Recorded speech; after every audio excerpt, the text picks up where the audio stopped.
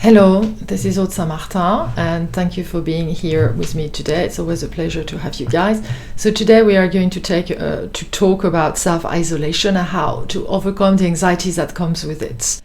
And I am going to share with you what we can do to overcome such feeling of loss, such anxiety during this time of self-isolation and make it actually a positive experience. But before we do so, please press the subscribe button to get more news and to be notified whenever there's a video coming up. And hopefully join me whenever you can.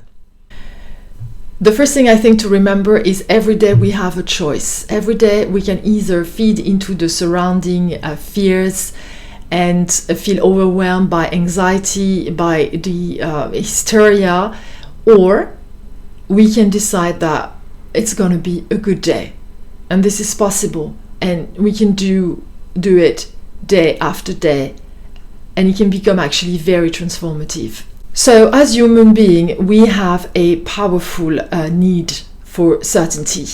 We need to know our well-being, our financial situation, our job, our relations are stable. We need to feel love, we need to feel cherished, and so on and so forth. And this is one of the basic needs of human beings. Of course, at the moment, it's in more than one level completely shattered. And I think that, for example, hoarding is a way that some people have to reintroduce some certainty in their life. And piling up and by stocking goods and making sure that they have a certain number of things they have access to on a number of days is a way of counteracting the anxiety they're feeling. And I'm not judging, because it really comes down to these basic human needs of getting certainty, but there are more productive ways to reintroduce certainties in your life. If there's one thing that the coronavirus reminds us is, as human beings, we do not control our circumstances ever. Even the richest or the most famous among us were taken by surprise. And in a way, the world as we know it may disappear. This is a massive change that we are going through. And I think that the message here is, on the individual basis, we can give ourselves the certainty we will be okay. Human beings have been through much more experiences, and of course we are always scared of change. We are afraid to age, we are afraid to move, we are afraid to break up, but we can control the direction of changes. In what I mean by that is we can control the perception of what we are going through, and this is the very essence of even human being freedom, is to take responsibility for the perception of our life. Remember, our thoughts control our feelings, which in turn control our actions, which determines the whole experience we have of our life.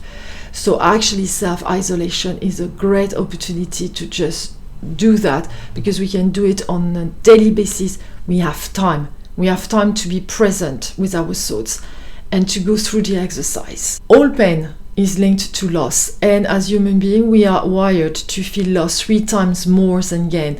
That's why also these things are particularly scary. So first of all, let's control our thoughts. Stop the caca box. Stop brooding around with scary thoughts and going down the rabbit hole, and it's especially easy to do so at that time. First of all, to stop feeding the water caca, I think would be stopping watching the news, and I don't think it's very useful to feed into that. Resist the tendency to vent your anxiety and stress on others, and this is where you can learn to harness your energy and your emotions and stay with them. I'm not saying that you should bottle down and discard your negative emotion. What I'm saying is to stay with them, to process them, to learn to observe them, to accept them, and they will pass. But I think this is really the time where we can come into wholeness with what and who we are, the positive and the negative, since everything is a contrast into life and just needs to stay in equilibrium. The more you commit to such practice, and the more you will have control over your thoughts. So staying with them and not venting them or share them with everybody. Thoughts are like virus, exactly like the corona. They spread and they can infect an entire collective. The mere fact that you can stay with them will really help you go much easier through the negative thoughts and contain your fear on a daily basis. Likewise, stop others contaminating you with negative thoughts, and that's why I mentioned especially don't watch the news. Rationalize your fear and observe the fact you're going to be okay. There's the likelihood you're going to survive this is high, actually. Meditate. It's very easy to meditate it's more easy, let's say.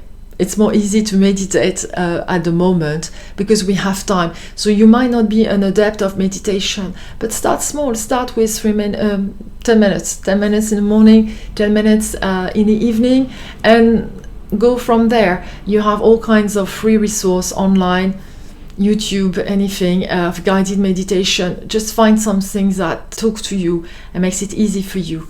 Take one day at a time. You don't need to have all the option and all the solution. Nobody has it. It's an amazing exercise, actually, to be in flow with nature, with the time, with your rhythm, with your body, and with your thoughts. In the end, just think that you are not actually losing anything. You are going through change. Yes, you may feel that you are losing time from work, revenues, which is hard, of course. And I'm also affected, so I understand, and I'm not here to minimize any issues, but don't go into the victim mode. You are also gaining other things. You're just going through change, so gaining time with your family, time with yourself, time to reassess, and who knows to what that can lead in the future. Maybe you can prepare some things that's going to be amazing for the after Corona. So stay with yourself. Write a gratitude journal. Have a little booklet by your bedside table and write 3, 4, 5 things you're grateful about. Simple things. You can start with, having food every day, having internet, having your loved ones around you, having a good bed, I don't know, whatever you feel grateful about. If you can help people around you, that will help you also get out of your mind. One of the good way to reintroduce certainty into your life is to have a self-discipline. Get up early, get up fairly early. It's not the time to become a potato couch, eating in bed and watching video every day. It's not going to help you. It's just gonna create more anxiety. So for those who work, of course you can work. You can also introduce new ways of working. It is a time to be imaginative. If you don't work, you can clean your house, declutter. That will help you declutter your mind.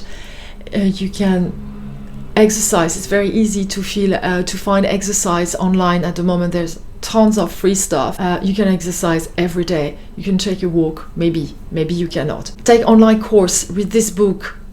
Work with your mind. It's very important. And also is important the discipline as structuring your day with different tasks. It will tremendously help you. And if you need, write it on a diary so you can stick to a certain routine. Doing exercise will help you also producing good feeling hormones and reducing the level of stress hormones such as adrenaline and cortisol. So that will certainly help you. Eat well. This is the time to avoid processed food, cook, experience new recipes, and feeling good about your body. And I think this is also part of the discipline and the time for yourself and the time for your family. So remember, you are going through change more than loss. Control your thoughts, that control your feelings, your action, and the overall experience. Raise your vibration, and it will help the collective. So I hope that was helpful. Thank you for being here, and please share with me what are your tips, what are your hacks to make this whole experience easier. And I hope to see you very soon. Bye bye.